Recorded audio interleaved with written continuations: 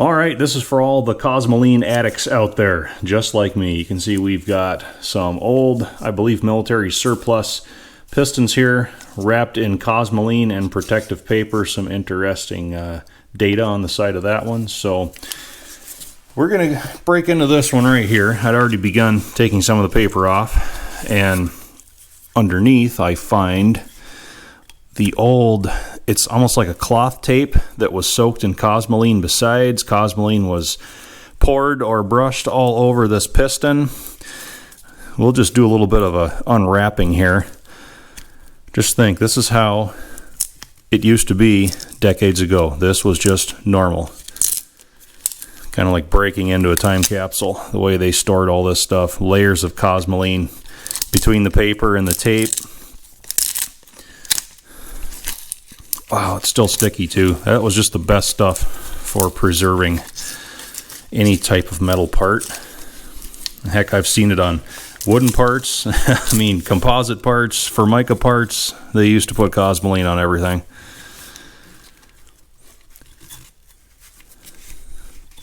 Okay. See a little bit of a piston skirt anyhow. Looks like we've got 1, 2, at least 3 layers of paper and Cosmoline. Paper layer, Cosmoline layer. Another paper, more Cosmoline. Another paper, more Cosmoline still. Like I said, this was just normal back in the day.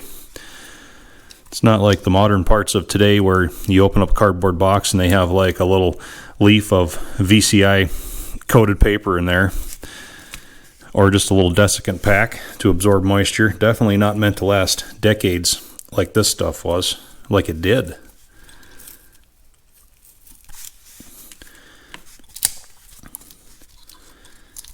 Okay, there we go.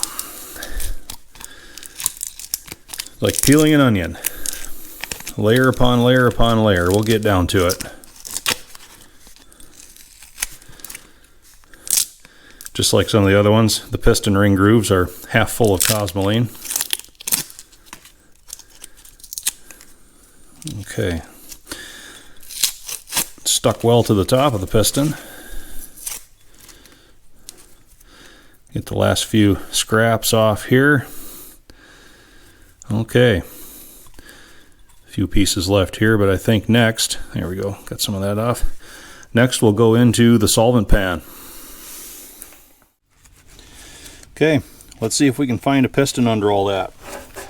This may take a while.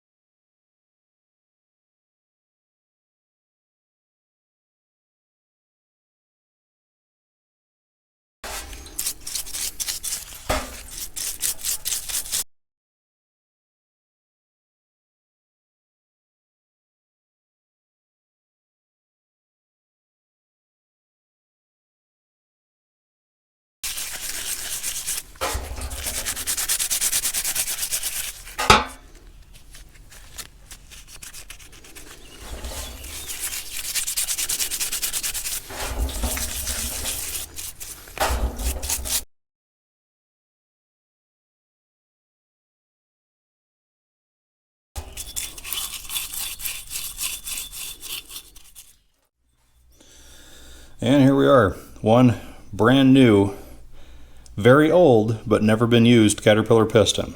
All the Cosmoline off the outside, out of the inside. We have piston ring grooves again.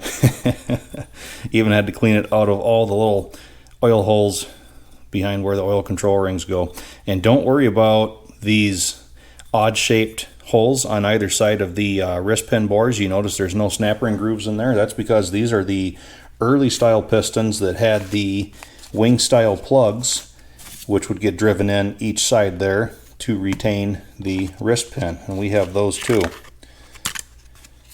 See, they're just little popped out cast aluminum pieces, and they would get driven in each side once the wrist pin was fitted, and that's how it was retained in the bore. So this is why I love Cosmoline. It's literally bringing history to life, from the hands of the person that wrapped this and preserved it to my hands that opened it back up again onto your eyes via the internet.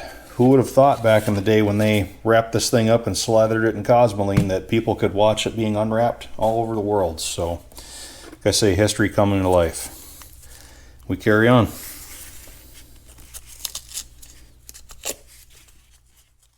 I bet you thought you got rid of me, didn't you?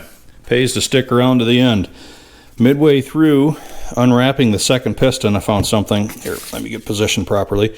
Kind of interesting. We have some writing underneath some of the paper in Cosmoline. Says Columbus ASF Depot, and then in tiny letters, Engineers Section, and then Columbus, Ohio.